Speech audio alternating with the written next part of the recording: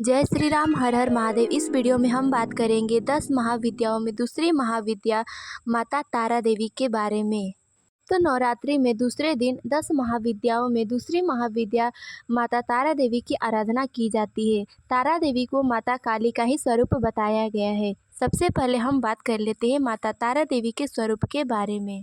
पौराणिक मान्यताओं के अनुसार माता तारा देवी के 3 रूप हैं, उग्र तारा, एक जटा तथा नील सरस्वती। तारा देवी को शमशान की देवी कहा जाता है। माता तारा देवी नर मुंडों की माला धारण करती हैं। इन्हें तंत्र शास्त्र की देवी भी माना गया है। यह माता सर्वदा मोक्ष देने वाली तथा भव बंधन से तारने वाली है, इसीलिए इन्हें तारा देवी कहा जाता है। तारा देवी अपने भक्तों की सदैव भयंकर परिस्थितियों में भी हर विपत्ति से रक्षा करती है, इसीलिए इन्हें उग्र तारा कहा जाता है।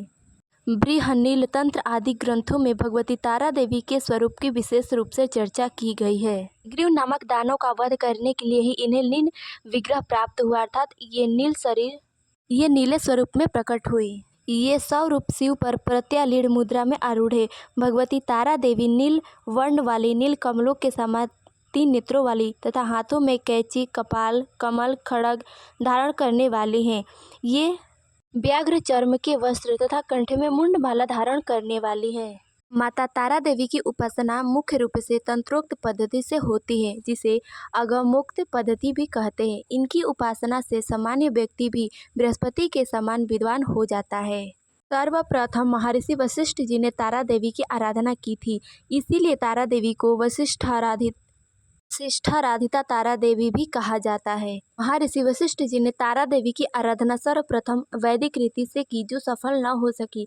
उसके पश्चात अदृश्य शक्तियों के संकेत से उन्होंने तांत्रिक पद्धति के द्वारा, जिसे दिनाचारा कहा जाता है, उपासना प्रारंभ की। तब उन्हें सिद्धि प्राप्त हुई।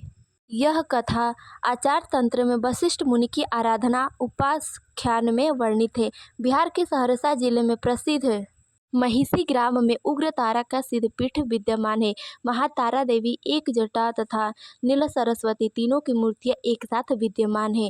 तंत्र शास्त्र के प्रसिद्ध ग्रंथ महाकाल संहिता के गुह्य काली खंड में महाविद्याओं की उपासना का विस्तृत वर्णन है। उसके अनुसार तारा का रहस्य अत्यंत चमत्कारजनक है। बौद्ध धर्म में भी माँ तारा देवी की पूजा अर्चना का महत्व बताया गया है। मान्यताओं के अनुसार महात्मा बुद्ध ने भी तारा देवी की आराधना की थी। आइए अब हम यह जान लेते हैं कि माता तारा देवी की उत्पत्ति किस प्रकार हुई थी। एक मान्यताओं के अनुसार सर्वप्रथम स्वर्गलोक के रत्नद्वीप में कल्पोक्त कथाओं तथा वाक्यों को देवी काली के मुख से सुनकर भगवान शिव अपनी पत्नी पर बहुत ही प्रसन्न हुए। तब भगवान शिव महाकाली से पूछे, आदि काल में आपने भयंकर मुख वाले रावण का विनाश किया। अब आश्चर्य से युक्त आपका वह स्वरूप तारा नाम से विख्यात हुआ। उस समय समस्त देवताओं ने आपकी स्तुति की थी तथा आप अपने हाथ में खड्ग, नर मुंडमाला, हार तथा अभय मुद्रा धारण की हुई थी। चंचल जीवा बाहर कर भयंकर रूप वाली प्रतीत हो रही थी। आपका वह भयंकर रूप देख सभी देवता भय से आतुर हो कांप रहे थे। आपके विकराल भयंकर रूप रुद्र रूप को देखकर जी उनको शांत करने के लिए आपके पास गए। समय आप समस्त देवताओं के साथ ब्रह्मा जी को साथ देखकर आप खड्ग से लज्जा निवारण की रक्षा करने लगी, चेष्टा करने लगी। रावण वध के समय आप अपने रुद्र रूप के कारण नग्न हो गई थी।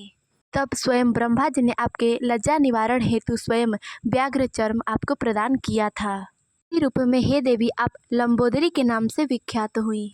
रहस्य तंत्र के अनुसार भगवान राम रावण के युद्ध में केवल निमित्त मात्र ही थे। वास्तव में भगवान राम की विध्वंस शक्ति माता तारा देवी ही थी, जिन्होंने लंकापति रावण का वध किया था। तारा देवी की उत्पत्ति से जुड़ी एक और पौराणिक कथा यह आती है कि तारा देवी की उत्पत्ति उस समय हुई थी जब समुद्र मंथन से निकले विष को भगवान शिव ने ग्रहण किया था। विष ग्रहण करने के बाद भगवान शिव के शरीर में अत्यधिक जलन और पीड़ा होने लगी थी। भगवान शिव को पीड़ा से मुक्त करने के लिए माँ काली ने दूसरा रूप धारण किया और भगवान को अपना स्तनपान कराया। इसके बाद भगवान शिव के शरीर की जलन समाप्त हुई। यही कारण है कि माता तारा देवी को माता काली का ही स्वरूप माना गया है। तो ये थी माता तारा देवी की कथा। मिलते हैं अगले वीडियो में, तब तक ले जय श्री राम, हर हर महादेव।